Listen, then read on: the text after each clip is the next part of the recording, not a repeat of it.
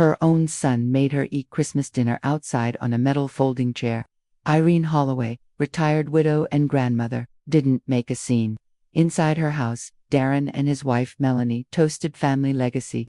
By dawn, their names vanished. From her will, her deed, and every account they'd counted on, she'd given them decades of trust as a mother and a mother-in-law. Now, the documents would remind them entitlement isn't inheritance. We're about to begin, but if you'd like, share where you're joining from. It reminds me, this story doesn't echo into silence. It lands somewhere real. Drop it in the comments, and don't forget to subscribe. The scent of honey-glazed ham and rosemary rolls floated through the house like an invitation, just not one meant for Irene Holloway. Inside, the dining room glowed with effort. String lights zigzagged above the table. Place cards labeled with faux calligraphy. Cloth napkins folded into tulip fans. A jazz rendition of Have Yourself a Merry Little Christmas hummed from the Bluetooth speaker. Laughter bounced off the hardwood floors like everything was perfectly intact.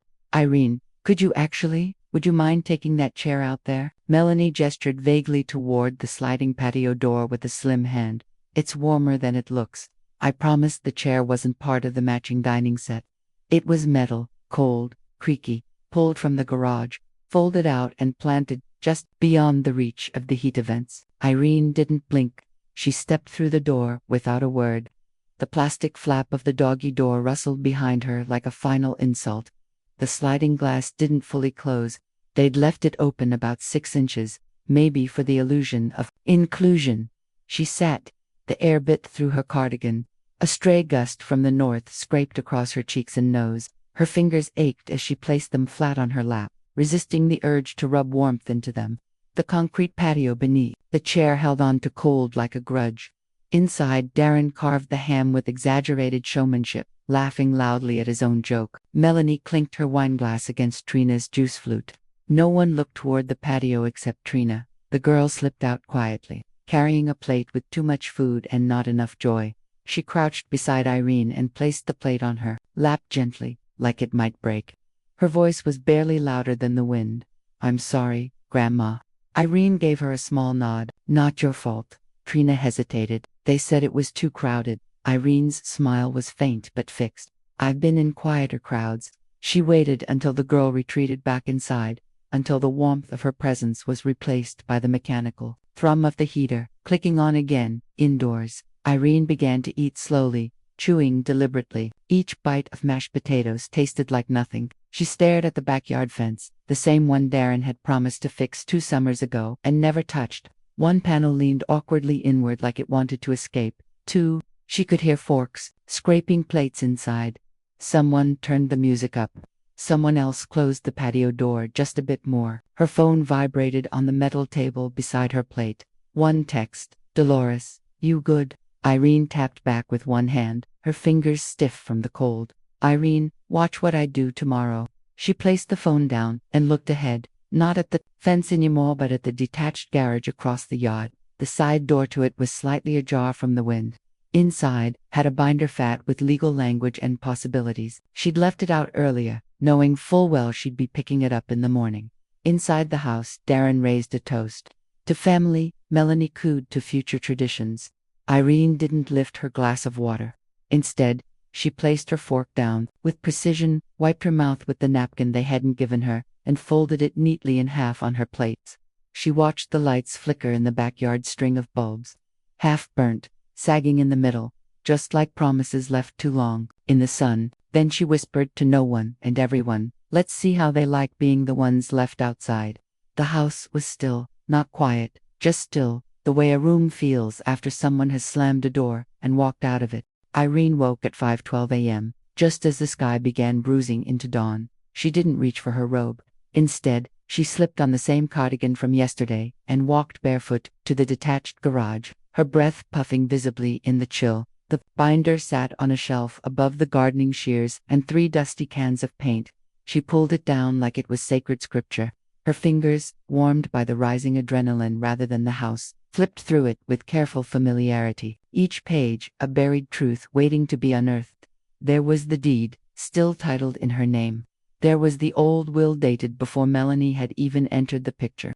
There were the trust templates, the power of attorney clauses, the amendment sheets, and there, in a tab labeled distributions, were the names she now stared at, without flinching. Darren Holloway. Melanie Holloway. Irene reached for her pen. A high, impatient voice cracked through the morning silence. Mom, you planning to clean up or just hide in the garage all morning? Darren's voice carried down the hallway from inside the house like it was royalty speaking to the help. His footsteps were lazy, heavy. The coffee machine beeped. The microwave door slammed shut. She didn't respond, not with words. She kept the pen moving, a steady scratch of ink over ink. One clean line through Darren's name, another through Mel. Then, in the narrow margin next to the crossed-out names, she wrote in calm, deliberate script, "See revised trust terms, beneficiaries updated." She turned to the final page and pulled out her phone, tapped Nelson Reed, Estate and Legal. He picked up on the second ring. Irene. His voice was calm, even at this hour. It always was. "I'm ready," she said, setting the binder down on the workbench for the updates, for the revisions, all of them. There was a brief pause, the kind that only comes when someone wants to make sure you're standing on solid ground before they push you forward. "You sure you want to go through with every change we discussed?" Nelson asked gently. "Some of them.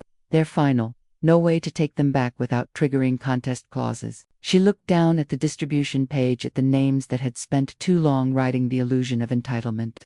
Then at the second tab, newly inserted Trina. "Every single one," Irene said. She could hear him nod, the soft rustle of his sweater sleeve against his paperwork. "I'll draft the execution packet by 10. You'll have it by noon." "Good." She hung up, then pulled the new binder tab forward and slid it neatly into place. The label read, "Successor Trustee Trina Holloway." From inside, a plate shattered, porcelain, cracking like the story her family had built about her. Frail, clueless, disposable. "Mom," Darren barked again. "You're seriously not going to help?" Unbelievable. She closed the binder. For a long second, she simply stood there, her hands resting on the leather cover like she was holding a family Bible. Then she slipped it into her oversized tote, zipped it shut, and walked slowly back toward the house. Each step felt like punctuation.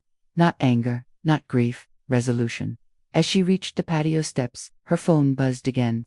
"Nelson. Confirmation received. Starting document preparation." Irene typed a short reply with one thumb as she walked through the back door past Darren, who stood with his arms crossed, waiting for an apology he'd never get. Her reply read only, "Send duplicates to backup counsel." "I want clean redundancy." She set the binder on the kitchen counter. Darren's eyes narrowed. "What is that?" he asked, motioning toward the tote. "Nothing you'll ever open again." She walked past him without another glance, heading to her room. She had 2 more tabs to finish labeling before noon, and a trust to seal shut like a vault. The house creaked with the heat kicking on. Irene sat on the edge of the living room sofa, binder open beside her like a courtroom exhibit, her reading glasses perched low on her nose, but she wasn't reading. She was waiting. Trina stepped in, still in her oversized hoodie and socks, eyes sleepy but alert. "You wanted to show me something." Irene patted the cushion next to her. "Have a seat, sweetheart."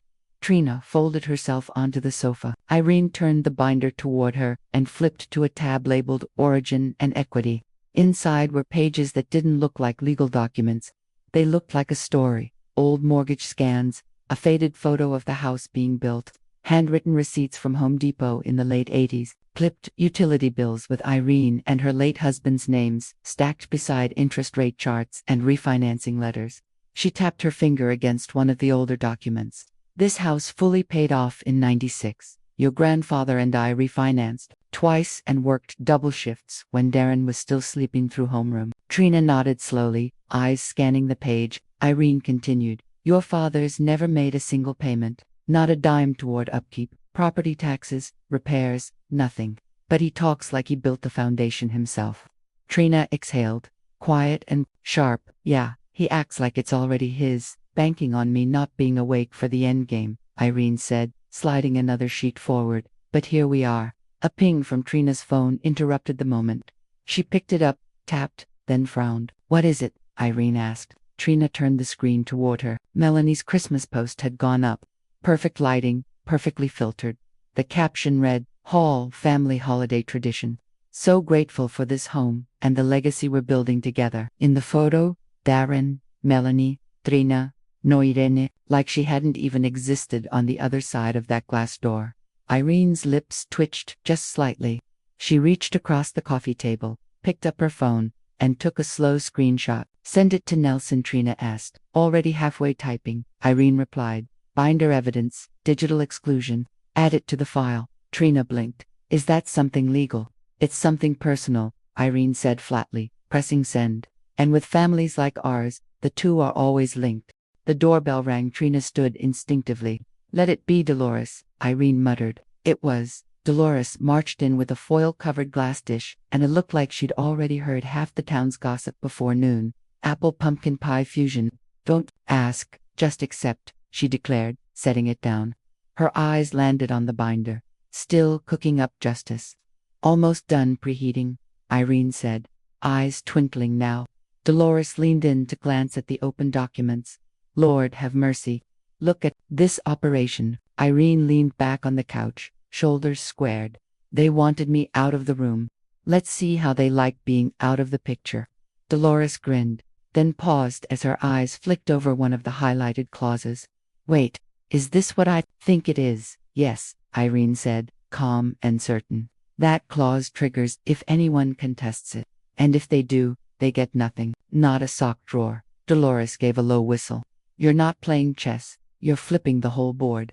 From the hallway, Darren's voice rang out, louder, angrier than before. Where's the leftover ham? Did someone eat my damn leftovers? Dolores gave a slow, wicked smile. You sure you don't want to leave just one slice for drama? Irene didn't look away from the binder as she spoke. They already took everything I was willing to give. Her hand hovered over the final tab. She hadn't shown anyone yet. Emergency powers. Her thumb grazed the edge. Not yet. Her phone buzzed once. It was Nelson. Got the screenshot. Adding it now. Language being revised to reflect digital exclusion. Precedent. Irene set the phone down gently. She could feel it now. The pressure in the house shifting, like the floor had just tilted just enough for someone upstairs to lose their footing. The fireplace hadn't been used in years, but Irene still cleaned it every fall. Ashes gone, brass screen polished, and the hearth dusted like it might warm something more than air. A memory, maybe, or whatever remained of decency in this house. This morning it looked sterile, like a stage set that hadn't seen real fire since her husband died. She crouched slowly, knees cracking, and reached for the antique fireplace tools. Poker, tongs, brush, and stand. They were iron, wrought, weighty, unmistakably old. Her mother-in-law had gifted them as a housewarming present in 1973. Darren had once used the poker to sword-fight the couch cushions. He was 6. He'd earned a timeout, not a legacy. That Irene folded each tool in layers of newspaper and bubble wrap, placing them carefully into a medium-sized moving box. Behind her, Trina watched in silence. Then she stepped closer, holding a yellow legal pad. You want me to write this one down? Irene nodded. Top of the list. Market heirloom, not for distribution. Trina scribbled quickly. Got it. They were building a new kind of inventory. One not based on imagined inheritance, but on earned inclusion. Every object tagged, listed, and coded. Everything accounted for. Irene didn't want a single item becoming someone else's assumed reward. She moved on to the mantel clock, another item with history and misplaced expectations. Trina peeled a red inventory sticker and pressed it onto the back. Irene took a deep breath. Start a list called What They Assume Is Theirs. Trina's pen froze mid-scratch. That's going to be a long list. That's the point, Irene said, not smiling. Footsteps in the hallway, heavy, careless. Darren poked his head into the living room, mug of coffee in hand. Getting rid of old junk finally. Irene didn't rise. She didn't even look at him. No, she said calmly. Just deciding who gets what or doesn't. He scoffed. Right. You know none of that stuff's worth anything, right? Not to you, she said, still facing the fireplace. He stood there for another beat, searching for something clever to say. Then gave up and walked away, sloshing coffee on the floor as he went. Trina let out a low whistle. Didn't even blink. Never do when I know I'm right, Irene said, reaching for a velvet box of cufflinks. Write these under Trina, sentimental college graduation. Wait, you're giving me Grandpa's cufflinks. You'll find someone worth dressing up for eventually, Irene said softly, glancing over her shoulder with a ghost of a smile. The front door creaked open. Dolores stepped in, coat unbuttoned and holding a grocery tote that clinked with mystery. "Bro decaf, and those lemon cookies you like," she announced, setting the bag on the side table. She stopped mid-step when she saw the boxers, the open pad, the red stickers. "Whoa, is this a full catalog job or a purge?" "Neither," Irene said, tapping the top of a labeled box. "It's a redirect." Dolores looked impressed. "You're not downsizing?" "No," Irene replied. "I'm right-sizing for the next generation." Dolores raised a brow. "And by that, you mean the competent one?" "I mean, the one who never assumed a seat they hadn't earned." A gust of wind rattled the front window. Irene glanced up and then back at Trina garage next. The trunk with the war medals and title slips. Trina stood. "I'll grab the extra inventory stickers." Dolores opened her mouth to say something, but paused. Her eyes had caught something on the table. A single key, newly labeled in Irene's tight cursive. "Safety deposit, 10th and Grant Branch." She picked it up, waiting in her hand like it meant something more than steel. "You moved the lockbox?" Dolores asked. Irene didn't answer directly. She just reached over, took the key from her hand, and dropped it into the cufflink box. Then she closed the lid slowly, deliberately. Dolores blinked once. "That's going to ring a bell loud enough for courtrooms." Irene's phone buzzed once on the mantle. "Nelson, final trust draft en route for your review. Sign off ready. Want hard copies couriered or hand-delivered?" She stared at the screen for a moment, then typed, "Courier, let them watch it arrive." The courier arrived just before noon. A nondescript sedan, unbranded, parked neatly at the curb. The man who stepped out wore a charcoal gray wool coat and held a slender sealed envelope against his chest, like it was radioactive. He didn't ring the doorbell, just knocked twice, firm and professional. Trina opened the door. "Irene Holloway." Trina turned, glancing over her shoulder. Irene appeared a second later, already dressed to leave. Tweed slacks, gloves, scarf tied tight at the neck. She looked taller today, not because of heels, but because of decision. "That's me," she said. She accepted the envelope without ceremony. "Signature?" the man asked. She signed. He nodded once, then walked off without another word. Trina shut the door. Irene didn't open the envelope immediately. She walked into the kitchen, set it on the table like a final exam. She already knew. She'd passed and went to retrieve her keys. "I'm heading out," she said. "Want me to come?" Trina asked, already halfway to grabbing her coat. "Not yet," Irene replied. "This part I do alone." The county recorder's office was quiet for a holiday week. The clerk on duty was used to rush title updates after death, divorces, or desperation. Not the calm surgical confidence with which Irene placed the packet on the counter. "Real property deed transfer," she said. "Living trust activation. I have original signatures, witness affidavit, and a durable clause override for incapacitation. It's all tabbed." The clerk blinked. "Yes, ma'am." She processed the packet in slow, reverent silence, like even the system could sense it was witnessing something permanent. When she was done, she slid a stamped page back across the counter, filed and recorded, effective immediately. Irene folded the page and slipped it into her handbag. Outside, the winter wind cut sideways across the parking lot. She didn't flinch. She walked toward the nearby municipal sign that read "Documents Filed, Records Office," and paused beneath it. Then she pulled out her phone and snapped a photo. She smiled in it. Not broadly, just enough. The kind of smile you give when you've buried something. Not someone, and you know no one will ever find where you left it. When she got home, Melanie was standing at the shredder. "Need help?" she asked, with her usual faux concern, already holding up her phone camera, like she wanted evidence of whatever Irene was destroying. Irene fed one page through the shredder without acknowledging her. Another, then a third. Melanie snapped a photo. The shutter clicked obnoxiously loud. "Just documenting since you won't tell anyone what's going on." Irene didn't look up. "Then make sure to get my good side." Melanie's eyes narrowed. "We know you're up to something." "I've been up to something for 75 years, Irene said softly. "This is just the part you never bothered to see." It didn't take long. By the time Irene posted the photo to her personal account, captioned simply, "Paper trails lead somewhere," the ripple had already started. Inside the living room, Darren hovered over his phone, brow furrowed. "You were at the recorder's office?" he asked as Irene stepped back in from the porch. "Was I, Mom? We've been counting on this house." You know that. Irene removed her gloves slowly, finger by finger. Then keep counting. What does that mean? It means you'll be counting for a long time. He stared at her, confused for a beat, then followed her down the hallway. What did you file? What's in the trust? She turned back halfway up the stairs. Her voice was still and clear. Something you can't touch. Something that wasn't yours to begin with. He opened his mouth to reply, but the doorbell rang again. Nelson's second courier. Hard copies for legal backup. Thick envelope. Signature required. Irene didn't even look back.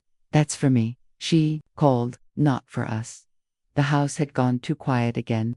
Not peaceful. Quiet the way a fuse is before it reaches the dynamite. Darren stood at the dining room table with the courier envelope sliced open and its contents fanned out like cards in a rigged game. His eyes scanned the trust summary with growing disbelief, his thumb pressing hard against a line that should have had his name and didn't. What the hell is this? Melanie hovered nearby, arms crossed but not intervening.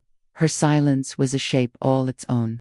Something sharp and folded, waiting. He stormed down the hallway toward Irene's bedroom, documents clutched in one hand, voice climbing. You took me off everything. My name's not on anything. Irene stepped out of her room before he could reach the door. She was already dressed for the afternoon. Sensible shoes, a dark blouse, no makeup, prepared, not apologetic. Darren held up the trust packet like a crucifix. You signed this, you moved the house, you legally locked us out. Irene didn't flinch. He stepped closer.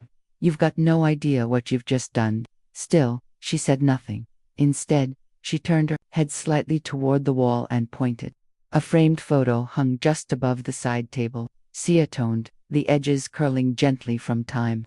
Her late husband stood on the porch of this same house, arms crossed, hair wind-blown, holding a fresh set of keys. Irene stood beside him, 25 years younger and already wiser than anyone had realized. That's who built this house, she said softly. Not you. Darren's face twitched. That's not the point. You knew we were counting on this. Me and Mel, we've been planning around this place for years. I know, Irene replied. That was the problem. A rustle overhead. They both looked up. Trina stood halfway down the staircase, barefoot, quiet, eyes wide with disbelief, but not surprise. She didn't speak. She didn't need to. The truth had been dripping into her world for weeks now, and this was just the floodlight moment. Darren turned, gesturing helplessly at her. You see what she's doing? This is manipulation, emotional blackmail. She's dividing us. Trina's voice came out cold. She's correcting history. Darren's eyes narrowed. You're 17. You don't get it yet. I do, she said. You just don't like that I do. The silence between them rippled. Melanie appeared behind Darren, one hand lightly touching his arm. Let it go for now, she whispered, but her tone was flat, measured, not soothing. Darren jerked away from her touch, still fuming. Let it go. She just erased us like we never mattered. Melanie's gaze shifted to Irene. Her expression didn't match. Her voice. This isn't going to go how you think it will, she said, just loud enough for Irene to hear. You're writing a story that no court's going to find sympathetic. Irene turned slowly to face her. It's not a court I'm writing for. Then she walked past them both, calm, unshaken, her shoulder brushing Darren's arm just slightly, like an afterthought. She paused only once more, back at the living room table. There, resting neatly on top of the shredded pages, was the original will, uncut, untouched, and irrelevant now. She picked it up and dropped it into the shredder. One smooth hum gone. In the hallway behind her, Melanie's lips pressed into a line. Darren looked like a man gripping a steering wheel that wasn't attached to anything. Trina sat slowly on the top stair, eyes fixed ahead. The floor had tilted again. And this time, Irene wasn't the one sliding. The kitchen was quiet, except for the faint hum of the oven warming up. The soft amber glow from the under-cabinet lights spilled gently across the countertops, illuminating the delicate arrangement of food Irene was carefully preparing. There was no grand holiday spread. Instead, she placed a modest plate before her, layered with roasted sweet potatoes infused with rosemary, alongside a small salad dressed in vinaigrette and freshly baked bread still warm from the oven. It was a meal meant not to impress, but to comfort, a private offering meant only for herself and Trina. Outside, The early evening chill pressed against the windows, but inside, the warmth wrapped around them like a quiet shield. Trina sat at the small wooden table, her elbows resting lightly on the surface as she watched her grandmother move with practiced grace around the kitchen. The two shared a quiet understanding that tonight was theirs alone, untouched by the conflicts that had raged through the household for weeks. Suddenly, a knock broke the stillness, soft but unmistakable against the door. Irene paused, the knife still in her hand. "Smells good," came Darren's voice from the other side, attempting a casual tone that fell flat against the tension hanging thick between them. Without responding, Irene took deliberate steps toward the door. She reached out and turned the lock, with a definitive click, the sound echoing sharply in the enclosed space. It was a small gesture, but it carried the weight of a boundary firmly drawn. Darren's muffled sigh drifted through the wood and glass, but Irene did not relent. Returning to the kitchen, she set down the knife and pulled a neat folded packet from a drawer. Her hands unfolded it with precision as she turned toward Trina. "I updated the emergency trust plan," she explained softly, sliding the documents across the table. "Everything is covered. Hospital bills, power of attorney, care provisions. There won't be any surprises, no loopholes left open." Trina reached out, her fingers brushing over the crisp paper. Relief softened her usually guarded expression. "So if anything happens to you, I'm prepared," she said quietly, her voice steady but tinged with emotion. Irene smiled faintly, the corners of her eyes crinkling with something close to pride. "You've always been ready," she said, pouring 2 glasses of sparkling water. The delicate fizz filled the quiet room as she set the glasses down gently in front of them. Outside, Dolores sat on her porch, bundled in a thick sweater, watching the evening settle over the neighborhood with an approving gaze. She clapped her hands once sharply, the sound carrying through the stillness. "About time someone got what they earned," her voice called out, warm but resolute. Trina glanced toward the window, catching sight of Dolores's figure, silhouetted against the fading light. When she turned back, a small smile tugged at her lips despite the heaviness that lingered in the room. Her phone buzzed on the table, breaking the moment. She picked it up and read the latest post from Melanie, the bitterness woven carefully into the words. "Family isn't always blood. Sometimes it's betrayal you never saw coming." Trina let out a small, tired sigh and rolled her eyes. "They know exactly what happened," Irene said quietly, her gaze steady and unwavering. "And now they have to live with the consequences." Raising her glass, Irene's voice was calm but resolute. "To those who earned their place." Trina lifted her glass to meet her grandmother's, the clink of crystal breaking the silence between them. It was a sound of quiet victory, fragile but fiercely claimed. The door remained locked. The wind whispered through the bare branches outside, carrying with it the chill of winter and the promise of change. But inside, the warmth lingered, a brief, tender respite amid the storm. The main office sat at the end of a short hallway, its heavy oak door closed but rarely locked until now. Irene stood before it, her hands steady despite the years pressing down on her fingers. She slid the brass key into the worn lock, turning it with a deliberate, firm twist until it clicked shut. The sound felt final, reverberating softly in the quiet house, like a seal on old wounds and new beginnings. From behind her, Trina watched closely, eyes wide with understanding. Irene pulled a small chain from around her neck and handed her granddaughter a single-aged key, the only extra. "Keep this safe," Irene said softly, her voice calm but carrying weight. "This is the only one that opens the drawers." Together, they moved inside the room where a sturdy desk held 3 drawers, each heavy with history. The top drawer, where Irene's late husband had once kept his financial papers, was the one they opened first. Inside, nestled in worn velvet, pouches and lined boxes, lay the family jewelry collection, heirlooms passed down over generations, now carefully inventoried under Trina's watchful gaze. Nearby, leather-bound folders contained safety deposit box information and title documents to properties Irene had inherited or acquired over the decades. Trina's pen scratched quietly on the legal pad as she jotted down details, occasionally glancing up with a mixture of disbelief and resolve. "They really thought it was all theirs, didn't they?" she asked softly. Irene looked over her granddaughter's shoulder, a shadow crossing her face. "They still do," she said quietly, "but they won't get to have it." Just then, the front door opened quietly, and Melanie slipped inside, her expression carefully composed but betraying a trace of nervousness. She moved forward, voice gentle but strained. Irene, we're sorry about Christmas. It wasn't meant to hurt you. Irene's eyes narrowed, her posture unyielding as she met Melanie's gaze, head on. I'm not sorry, she replied evenly. I finally saw you clearly. Melanie's lips pressed into a thin line. For a moment, she looked as if she might argue, then sighed, stepping back. Before the tension could thicken further, the sound of a soft knock on the doorframe drew their attention. Dolores stood there, a familiar smile warming her face despite the heaviness in the room. In her hands, she carried a manila envelope marked Simply Will template.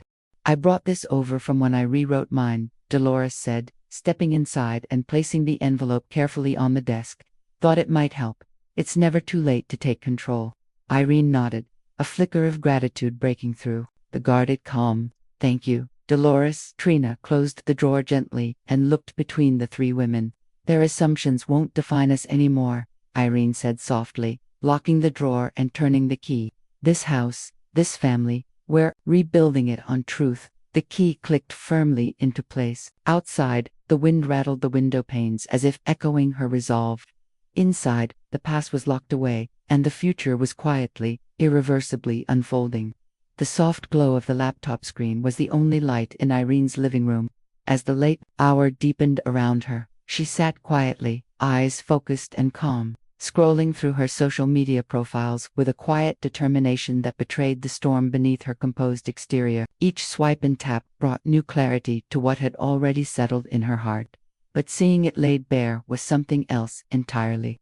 With a subtle breath, she paused as her finger hovered above the screen and then tapped to refresh her profile page once more. The confirmation she sought was unmistakable. Melanie had removed her from every platform. Facebook, Instagram, even the group chat that had once connected the family digitally was now a void where her presence no longer existed. The finality of the gesture hit like a cold wave, a digital erasure that cut deeper than any spoken word.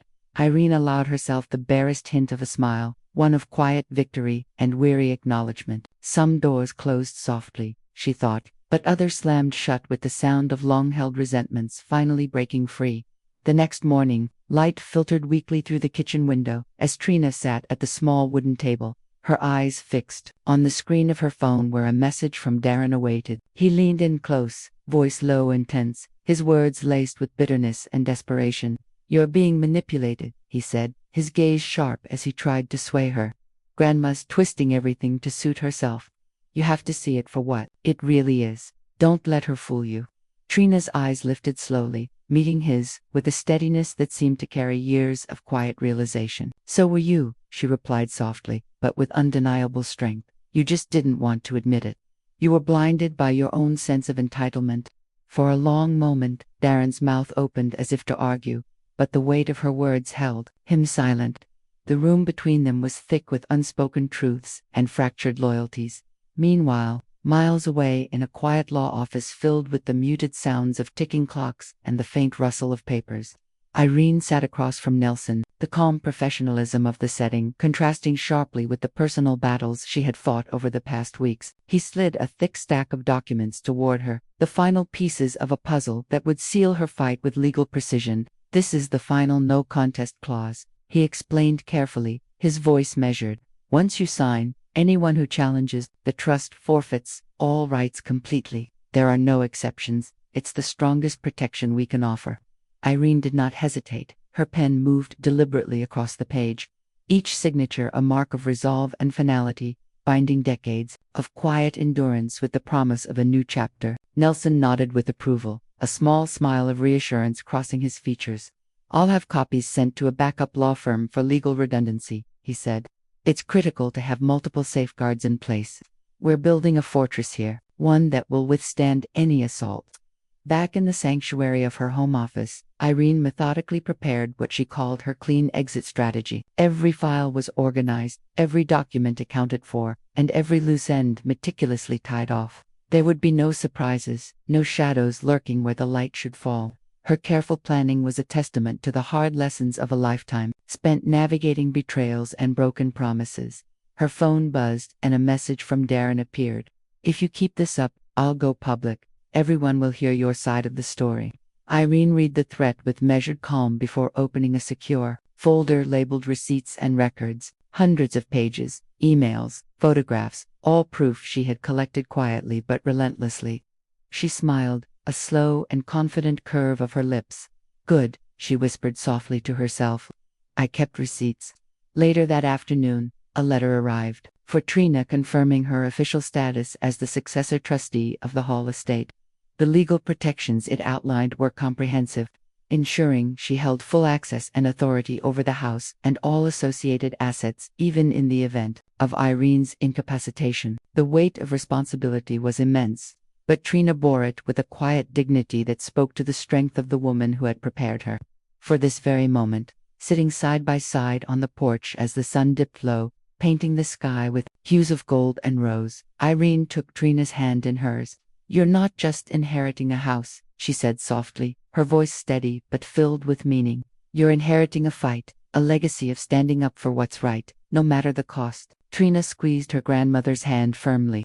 I'm ready, she replied without hesitation. Between them, the house stood strong and silent, a fortress rebuilt not just of bricks and mortar, but of truth, love, and hard-earned justice. The winter sun hung low in the Bakersfield sky, casting a soft, pale light over the backyard that had once felt cold and unwelcoming. Now, with deliberate care, Irene set to work transforming it, quietly reclaiming the space that had symbolized both exclusion and neglect. The first task was modest but meaningful. She planted a small sitting garden near the concrete patio where the metal folding chair had once stood alone, a silent testament to her ostracism on Christmas Day. The rich, dry earth took the roots of lavender and rosemary with surprising eagerness, promising new life where old wounds had festered. Trina moved beside her, untangling strings of small white lights with the patient focus of someone weaving together more than just bulbs. Together they hung the lights in gentle arcs above the patio, carefully choosing the spot where that cold chair had once creaked and groaned beneath its lonely occupant. The glow of the bulbs cast a soft illumination over the new garden and the freshly swept concrete, an unspoken symbol of healing and quiet defiance. Weeks later, Irene prepared the backyard for a small New Year's brunch, inviting only those who had stood steadfast in her corner. Dolores, the bold and unflinching neighbor; Hannah, a longtime friend and confidant; and of course, Trina, her granddaughter, and now legal successor to the house. The table was simple, yet elegant, set with crisp linens, hand-painted china, and wildflowers gathered from the garden. The afternoon sun warmed the space as the guests gathered, laughter and conversation mingling with the gentle hum of cicadas. The air was lighter here, free from the tensions that had defined so many recent seasons. It was a celebration of quiet victories and the small moments that stitched together the fabric of family, not the fractured, contested version that had dominated for so long. That fragile piece shattered abruptly when the gate creaked open without invitation. Darren appeared, his posture rigid, eyes scanning the gathering like a man entering territory he believed was rightfully his. He stepped onto the patio, his presence a jarring contrast to the warmth surrounding him. Irene met him calmly from her place by the table, her gaze steady and unyielding. Family only, she said simply, her voice carrying across the space like a clear boundary drawn in the dust. Darren's jaw clenched, but he said no more. He stood at the edge of the gathering, silent and excluded, a man caught between what he wanted and what was no longer his to claim. As the brunch resumed, Irene leaned toward Trina, pulling from her pocket a small wooden plaque engraved with elegant script, "Chosen, not entitled." She pressed it gently into her granddaughter's hands. Trina's eyes shimmered with unshed tears, the weight of the gift settling over her like a mantle. "Thank you," she whispered, her voice thick with meaning. Irene smiled softly, the garden and the lights behind them glowing warmly, as if affirming the truth of the moment. Outside, the locked gate remained closed, a quiet sentinel guarding a house no longer divided by entitlement, but united by those who had earned their place. The morning light filtered gently through the tall, narrow windows of Irene's study, casting long, soft shadows across the stacks of carefully organized documents that covered her polished oak desk. Each paper was a testament to a lifetime of work, sacrifice, and quiet endurance, now rearranged with precision into a mosaic of layered trusts, asset reallocations, and legal safeguards. Savings accounts that had grown through decades of steady discipline were being protected behind ironclad walls. stocks transferred into names bearing only the weight of loyalty and trust. Even the family heirlooms, once assumed to be entitled possessions, were carefully catalogued and assigned, shielded from claimants who had never earned their place. The act of reshaping her estate was no longer just legal. It was deeply personal, a final assertion of control over a legacy she refused to see dismantled by entitlement and greed. Far across town, in a sleek, minimalist law office, Melanie sat stiffly across from Nelson, the silence between them thick and suffocating. Her hands rested on the polished mahogany table, clenched tightly as she searched his eyes for some flicker of sympathy or leniency. But Nelson's expression was resolute, his posture unyielding. Without a word, he shook his head gently, the only response she would receive. The unspoken message was clear. The legal walls Irene had built were impenetrable, her victory all but sealed.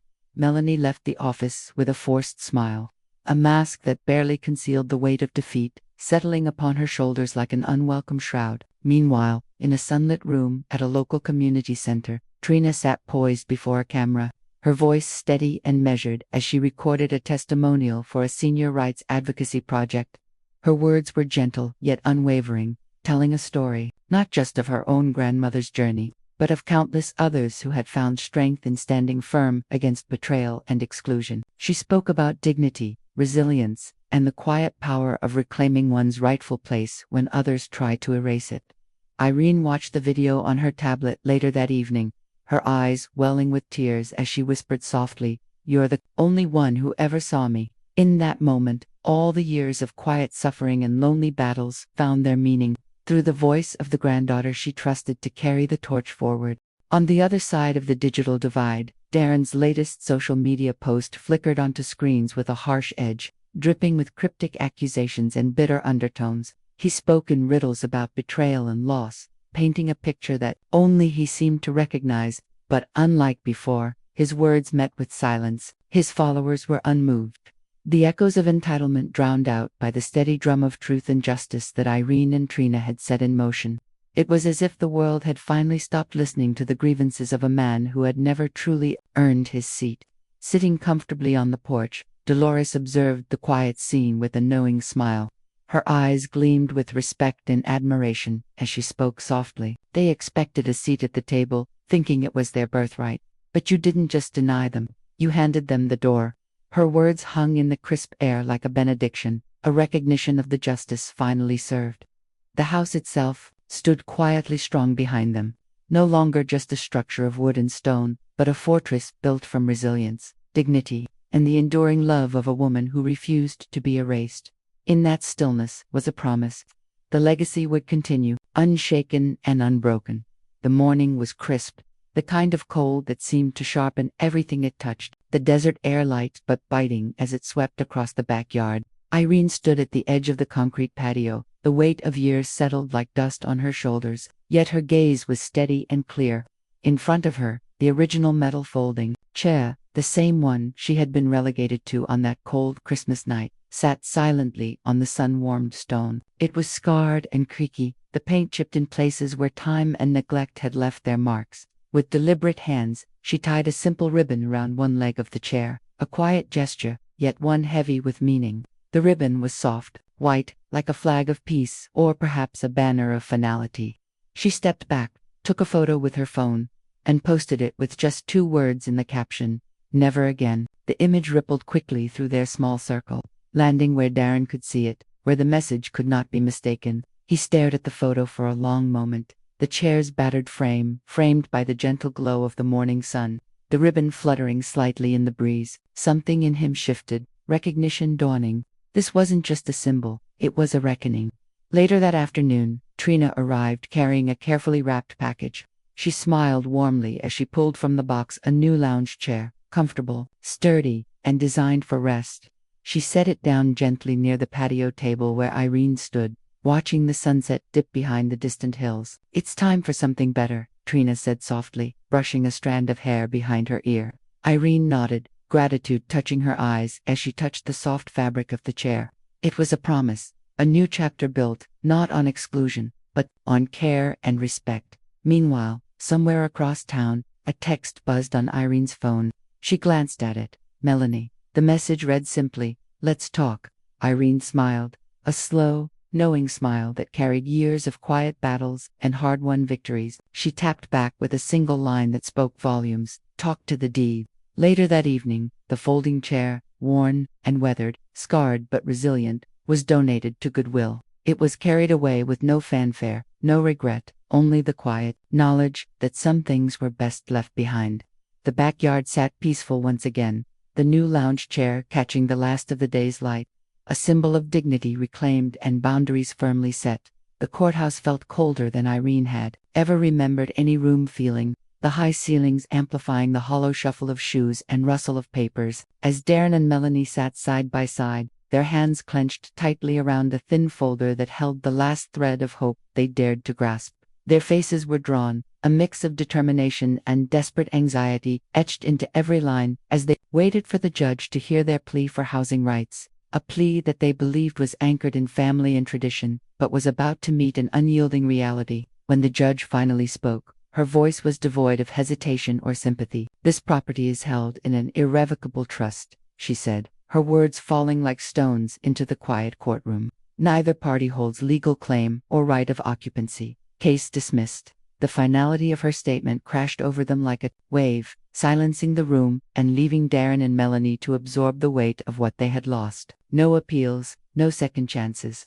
The home they thought was theirs was now forever out of reach, locked away in legal protections that none could break.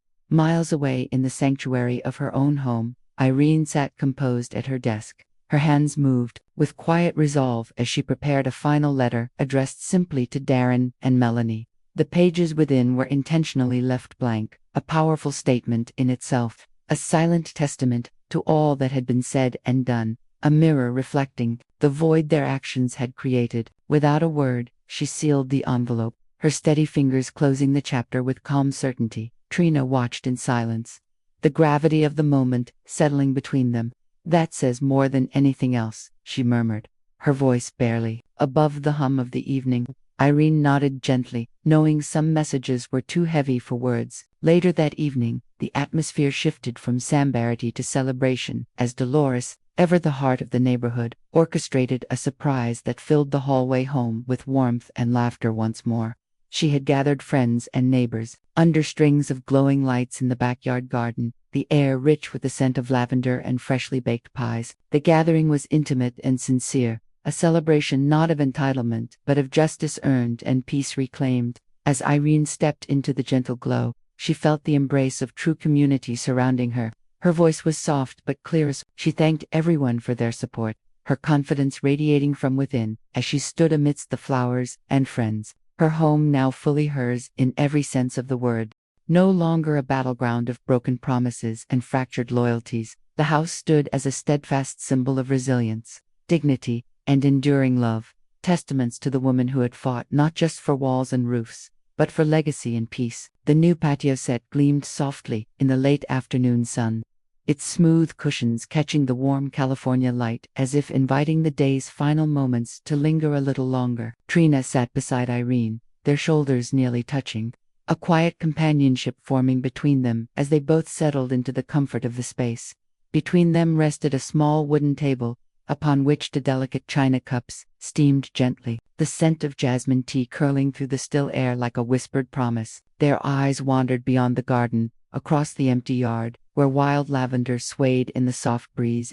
The space felt vast and open now, no longer a battleground, but a canvas wiped clean, waiting for stories yet to be written. The silence between them was warm, filled with unspoken understanding, and a peace that had long eluded their fractured family. Irene broke the quiet first, her voice low and steady, carrying the weight of years lived and battles won. "Some gifts," she said thoughtfully, "come late, like peace." She took a slow sip from her cup, eyes never leaving the horizon. Trina nodded, a small smile touching her lips, the corners crinkling with relief and hope. Just then, a soft knock at the door drew their attention. A delivery man stepped onto the porch, handing over a crisp envelope addressed to Trina. She took it with trembling hands, the paper cool and firm beneath her fingers. With careful breath, she opened it, and as she read, her eyes widened, light flooding through them. It was her college acceptance letter, but more than that, a scholarship was enclosed. covering the tuition that had once seemed so far out of reach. Irene watched her granddaughter's face, the pride swelling quietly in her chest. "I couldn't give them legacy," she murmured, her gaze steady on Trina, "but I'm giving you launched." Her words were soft, but they carried the weight of a mother's hope, a grandmother's fierce determination. Trina reached across the table without hesitation, pulling Irene into a tight embrace. The hug was long and hard, an unspoken thank you, a shared victory, a promise that the past would not define them. "Thank you for choosing me," Trina whispered against Irene's shoulder, her voice thick with emotion. Irene held her close, the garden around them glowing in the warm twilight, the house behind a silent sentinel to the legacy that was no longer about entitlement or division, but about love earned and freely given. The afternoon sun cast a gentle golden light over the garden, settling softly on the small wooden table where Irene sat with her pen poised above a crisp white sheet of paper. The final note to the trust, her last act in a saga that had stretched across years and broken promises, felt heavy with significance. Her fingers moved deliberately, each stroke writing not just legalese, but a promise, a clause that made one thing unmistakably clear: Trina, her granddaughter, could never be removed as beneficiary. It was a shield, a safeguard forged in love and resolve, sealing a future where trust and dignity would be honored. Irene folded the note carefully, and tucked it into the binder before standing and walking to the garden wall, where a plaque awaited its place. The bronze gleamed faintly in the fading light, its inscription, simple but profound, built by dignity, maintained by love. She affixed it with measured hands, stepping back to let the words settle into the quiet earth beneath the lavender bushes. As evening fell, Irene returned to the patio table. A single plate sat before her, a modest meal arranged with care. Though she ate alone, the space was filled, not with loneliness, but with the weight of hard-won peace. The gentle hum of cicadas and the faint scent of rosemary rising from the garden wrapped around her like an embrace, reminders that she was exactly where she belonged. The soft sound of footsteps on the patio made her glance up. Dolores appeared, a mischievous smile playing on her lips as she carried a familiar object, a folding chair, battered but stubbornly intact. "Remember this?" she asked, settling it beside Irene's new lounge chair. They both laughed, a warm, genuine sound that rippled through the stillness, breaking years of silence and pain. Irene's eyes twinkled as she shook her head. "Let it rest, somewhere far away," she said softly. The weight of the past finally lifted. The two women sat side by side, the folding chair between them, like a relic of battles past, a symbol no longer of exclusion, but of survival and transformation. And as the sun dipped below the horizon, casting the garden in hues of amber and rose, Irene whispered the words that had carried her through it all, steady and unshaken. "They folded me out for Christmas, so I folded them out of forever." The garden settled into twilight, the plaque catching the last light like a silent sentinel, guarding a legacy built not on entitlement, but on dignity and love. Thanks for listening. Don't forget to subscribe and feel free to share your story in the comments. Your voice matters.